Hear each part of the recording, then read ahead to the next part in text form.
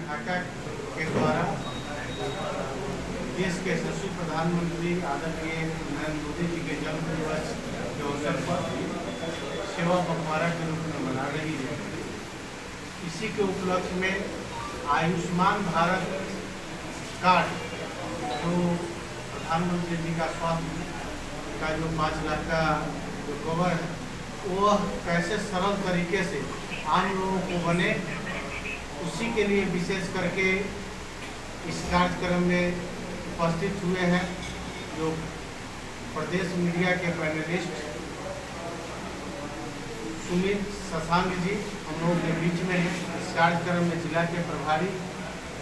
अभिभावक और शिवहर के पूर्व विधायक बड़े भाई ठाकुर रत्नाकर जी और ढाका के लोकप्रिय विधायक बड़े भाई पवन जायसवाल जी इस कार्यक्रम में उपस्थित है। सुमित शशांक जी से आग्रह करेंगे कि मीडिया को आप अपनी बात को रखें। सभी को मेरा प्रणाम। मैं सीधा विषय पर आता हूँ क्योंकि विषय जो है थोड़ा लंबा है और इसको समझने की आवश्यकता है, क्योंकि जब तक हम सभी ग्रामीण परिवेश से आने वाले लोग और अगर हम इन विषय को नहीं समझते तो आम जनता के बीच में ग्रामीण परिवेश से आने वाले जो लोग हैं उनके बीच में विषय जो है वो सही तरीके से प्रस्तुत नहीं हो पाए। तो सबसे पहले हम समझने की कोशिश करते हैं कि हम आज यहाँ उपस्थित हुए हैं आयुष्मान भारत जो योजना इस विषय पर बात करेंगे, नेशनल हेल्थ प्रोटेक्शन मिशन। इसमें समझने की आवश्यकता है कि अगर कोई भी व्यक्ति बीमार होता है और बीमार होने के बाद अगर उसके पास इंश्योरेंस नहीं है तो उस स्थिति में वह व्यक्ति जो है वो अपने पॉकेट पे उसकी डिपेंडेंसी होती है और पॉकेट पे डिपेंडेंसी होने के कारण अगर उसके साथ अगर छोटा ऑपरेशन भी होता है, उस ऑपरेशन के दौरान अगर छोटा ऑपरेशन होता है तो उस ऑपरेशन के दौरान वो व्यक्ति अगर मान लेते हैं कि गरीबी रेखा से थोड़ा सा ऊपर है और गरीब है, तो इस स्थिति में उस व्यक्ति का गरीबी रेखा से नीचे आ जाना जो है वो संभव है। इस स्थिति में वह व्यक्ति अगर ग्रामीण परिवेश से है तो साहूकारों के चंगुल में भी फंस सकता है। तो इन चीज़ों से बाहर निकालने के लिए हमारा यानी भारतीय जनता पार्टी का और देश के यशस्वी प्रधानमंत्री आदरणीय श्री नरेंद्र मोदी जी का एक उद्देश्य, एक मिशन है भारत सरकार का। इसके तहत जैसे आपने देखा होगा कि अगर आप कोई भी इंश्योरेंस लेते हैं यानी हेल्थ इंश्योरेंस लेते हैं तो इसमें आपको प्रीमियम जमा करना है, परंतु आयुष्मान भारत एक ऐसी योजना है जिसके तहत आपको कोई भी प्रीमियम जमा नहीं करना, बस इसमें आपकी एलिजिबिलिटी होनी चाहिए और एलिजिबिलिटी के बाद आप अगर आपके पास कार्ड जो है वो बन पाता है तो उसके बाद आप 5 लाख तक कोई भी परिवार, अगर किसी भी व्यक्ति के परिवार में एक या एक से बढ़कर 5 या 5 से ज़्यादा लोग हैं तो भी उसकी एलिजिबिलिटी जो है वो 5 लाख तक अपने परिवार के लोगों का इलाज देश के किसी भी कोने में किसी भी हॉस्पिटल में जो आयुष्मान भारत योजना से संलग्न है तो वहाँ करवा सकते हैं। अब इसमें मैं बताऊंगा कि इसमें लगभग 10 करोड़ परिवारों को चिन्हित किया गया है, यानी लक्ष्य हमारा जो है वो 10 करोड़ परिवार तक पहुंचना है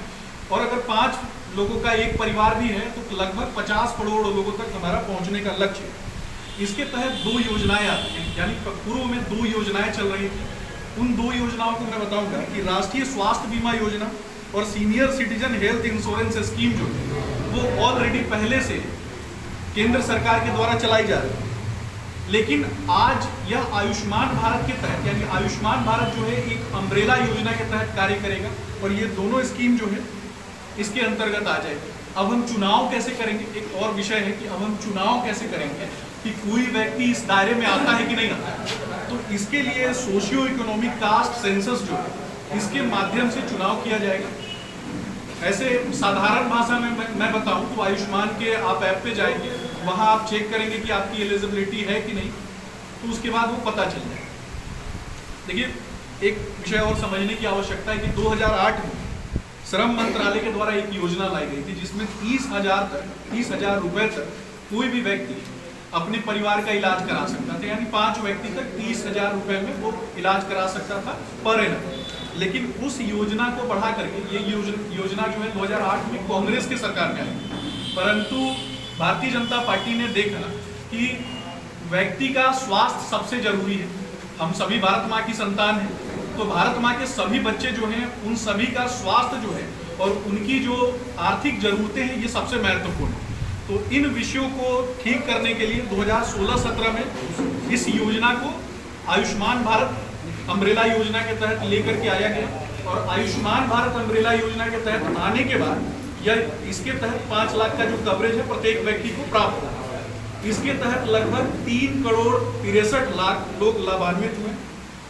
इसके आगे मैं बताऊंगा कि राष्ट्रीय स्वास्थ्य बीमा योजना के तहत एक डाटा भी मैं प्रस्तुत करूंगा कि 278 जिलों में 8,697 केंद्रों पर 2016-17 में लोगों ने इलाज करवाया।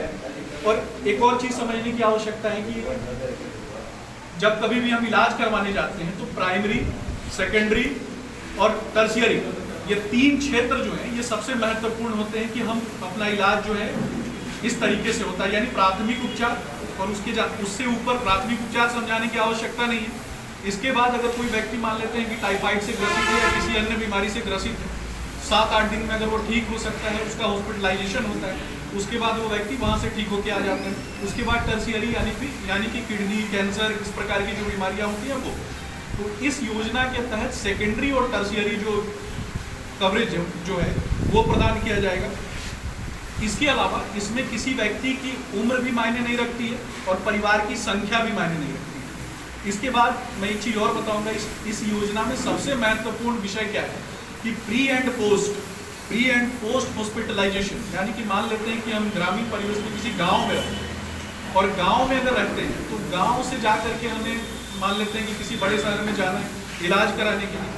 तो जाने का टोटल खर्चा, इलाज के बाद आने का खर्चा, ये कैप के माध्यम से प्रदान किया जाएगा। यानी इस योजना में विभिन्न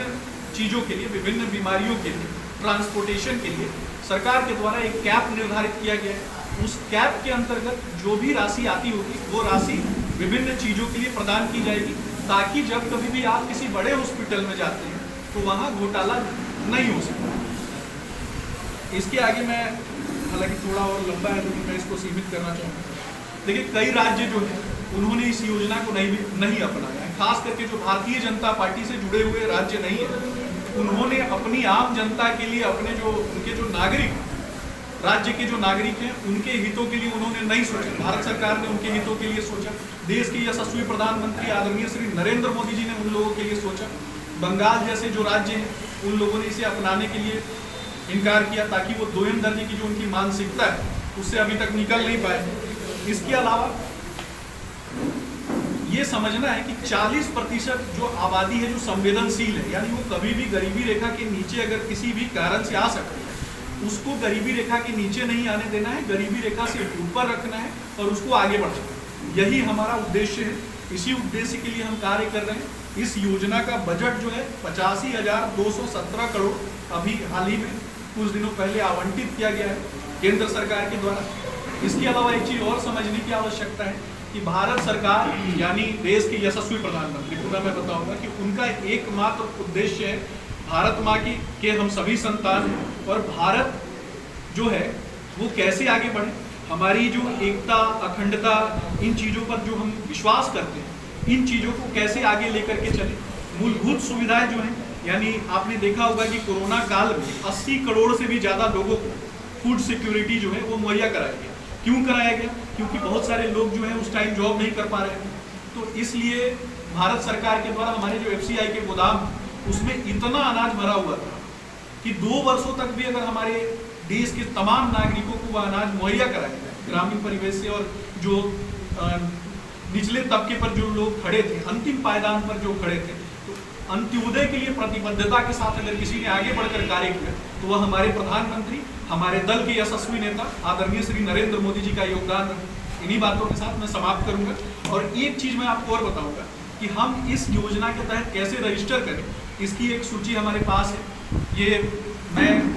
आदरणीय अध्यक्ष जी के माध्यम से आप सभी को उपलब्ध कराऊंगा। धन्यवाद।